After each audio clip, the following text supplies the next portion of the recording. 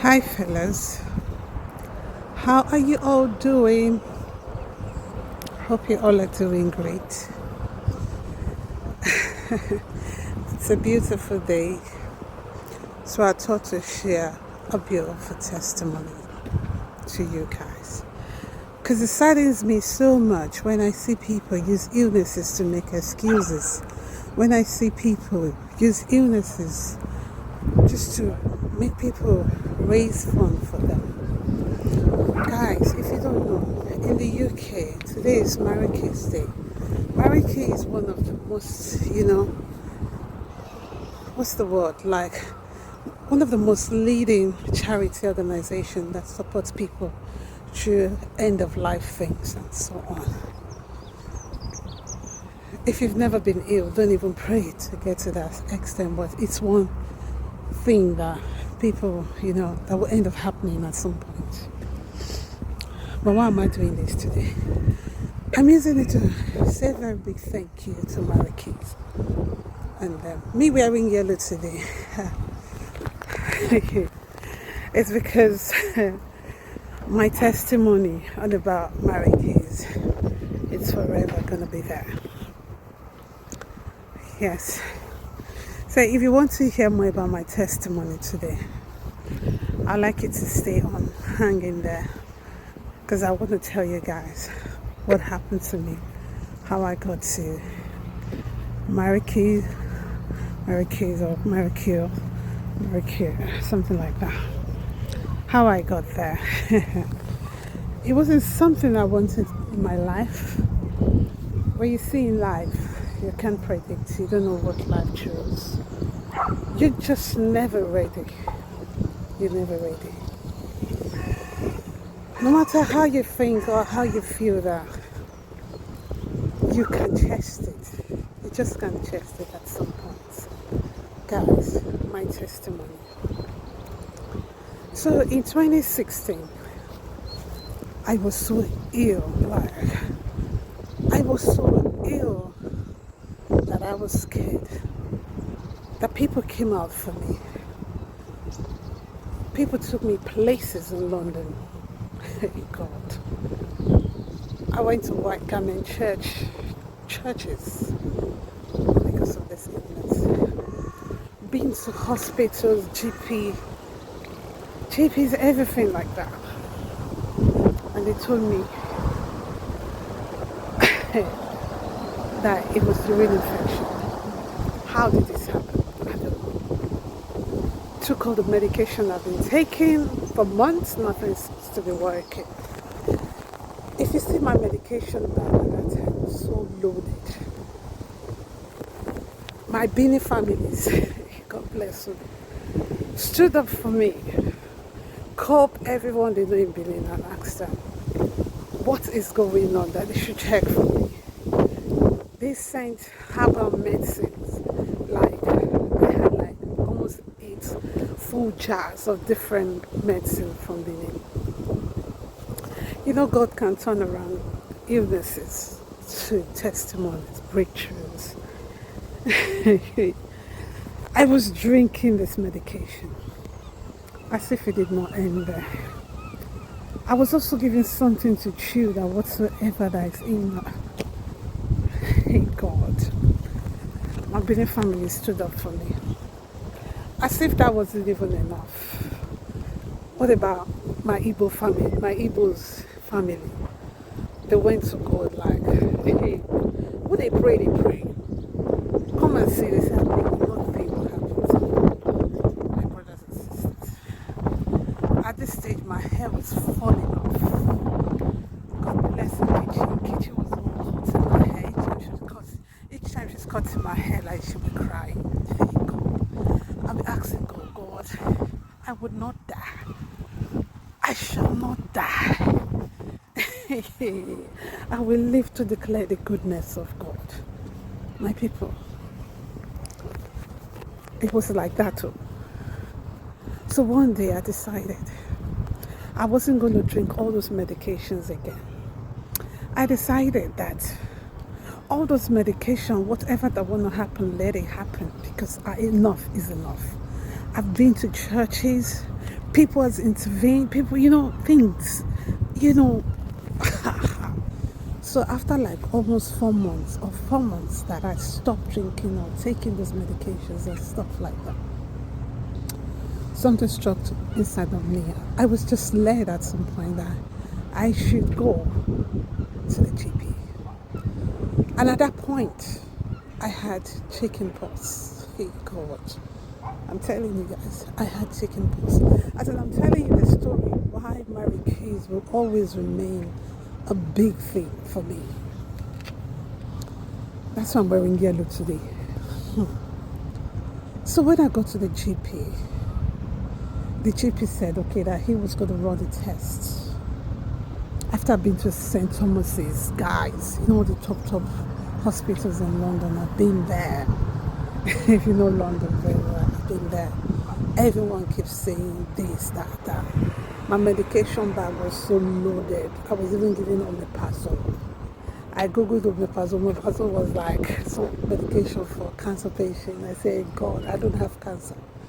So if you're out there thinking that faking illnesses will solve your problem, you're a joker. Like, just pray that it doesn't happen to you. You're that kind of person whereby you're thinking that because if you tell people your hair is falling off, people will raise phone for you. Now lie, you lie. During my days when I was ill, people witnessed it. My Benin family stood up for me, sent message back home that they should bring me medication, herbal medication. The Igbos family that I've got here, they went to, everybody was like, hands were on deck for my case. As in, hands were on deck for my case. So if you're out there thinking that lying to people that you are ill, lying to people that you are this, you're that, just be rest assured that God is watching. Just be rest assured that you will not, see, I'm not God, but pray that it doesn't happen to you, my people. So I went to the GP. When I got to the GP run test. Thank God it was another GP from nowhere. A different GP from nowhere. And the GP decided to do like a test, pregnancy test. After he did the test, he said to me, "You are pregnant." I said, "Really? How come?" He said, "Yes, you're pregnant." Now asked me, "So what are you going to do?" Because at the stage, you've got chicken pox, you're so ill and everything. So why didn't they see it all this while? Why? My hair was falling off, lack of iron, this, that, all sorts. Hey, God. And I said, I can't keep the pregnancy because there's chicken pox and my body at that time. Only God knows. And my people, immediately the GP, everyone referred me to the termination center in Waterloo. That's Mariki. So that's where I had met Mariki, like the charity organization. Their logo is this yellow. So guys, when I got to Mariki's, they saw me. I went to the GP in the morning. By 2:00 p.m. I was at Waterloo. I'm telling you. So when I got to Waterloo at Mariki's, they did every necessary check. And they said to me, they have to go to a scan. I have to go through a scan before they can basically do whatever they need to do. Because anything they need to do it quick because of my health. My people. When they did the scan first, no, they did the consultation. After the consultation, they did the scan. Then after the scan, the process of them doing the scan, I was lying down. I saw one of them shook like, whew. And then my mind was like, what happened? And guess what? I said, is it tumor? That was the first thing that came to my mind. I said, no, please tell me, what is it? Because I don't know what was wrong with me. She shook again. Oh, I said, God, I'm not going to die. My head might be falling off. I was skinny. I was so dry, pale. Oh my goodness. You need to see me. After the scan, everything, I was asked to sit down. And then I sat down. They asked me, do you want a glass of water? I said no. I was crying because I thought that was the end of it. I thought it was over. Like seriously, I thought there was no more hope. And Mary Kids being the kind of charity organization it is, whereby, oh my goodness,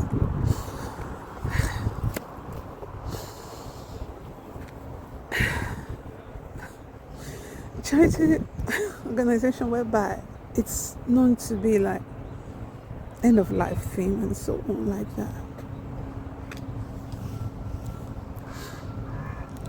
So after I sat down, then I asked me again, do you think you need like cold water, chilled water? I said I don't want to know what's wrong, because I saw them shook when they were doing the scan. And they kind of surround me. I said, God. And we're in a country where you haven't got anyone. How do you deal with this? I cried. I was crying deep. Who do I call? What do I speak to? But as God will have it, it wasn't what I was thinking. As God will have it, you want to hear the good news. God turned around my illnesses to something else. Testimony. The news was, they said to me, do you know you're carrying multiple babies? At that moment, all the sicknesses in my body vanished. I said to them, let me go. And then I said, do I want to commence with the termination of pregnancy? I said no. Whatever, let it be. I'm willing to take on. If this is what God wants for me, I will take it to the end. My people. And that was how I got to live Mary Kay. Thank you to Mary Kay, because they went there for me. Like, full support. And thank you to the Bini families, to the Igbo families, to everyone, to the churches that stood up for me. Thank you all so much. Thank you. Guys, I'm at the seaside. Let me show you. This is it.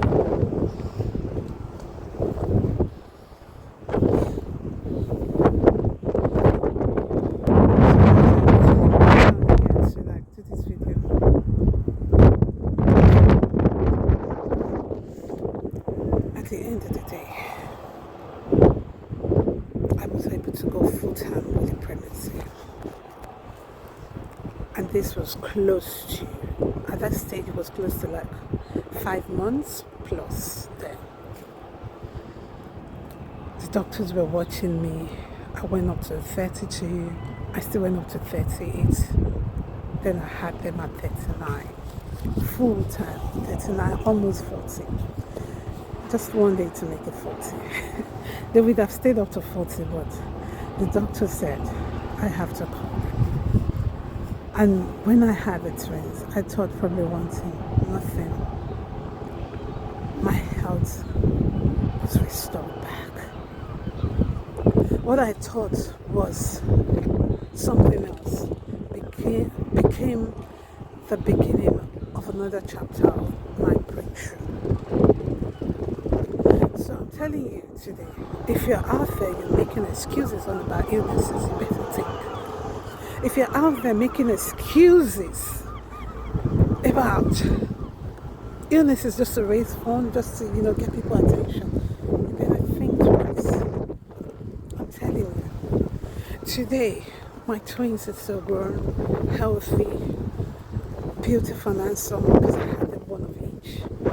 Yes, one of each. That's what I had. I remember even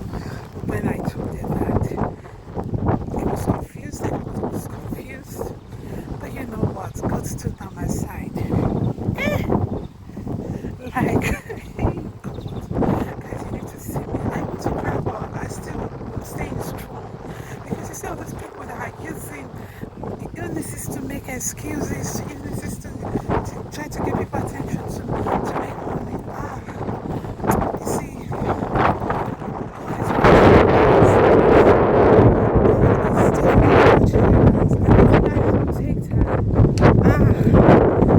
did it will happen? Pray that God will not use the past sins to cause something else. So that's my testimony. God restored my health, gave me life, kept me to the end of the pregnancy. Sorry. And today I am so happy. I can testify, and that's why I'm celebrating Mary Keys today. To everyone that stood, the GPs, the doctors, everyone, thank you to you guys. Guys, I don't know how to explain it, but if you know anyone out there using illnesses to make excuses, to make all sorts of things, tell them to stop. And I said you should stop. Pray you don't experience all these things. You know what the symptoms are. You know side effects of the medication. People don't tell you. It helped. Anyways, guys, I don't want this video to be too long, but I just thought to do this, you know. I just thought to do this. I will see you guys next time. Thank you so much.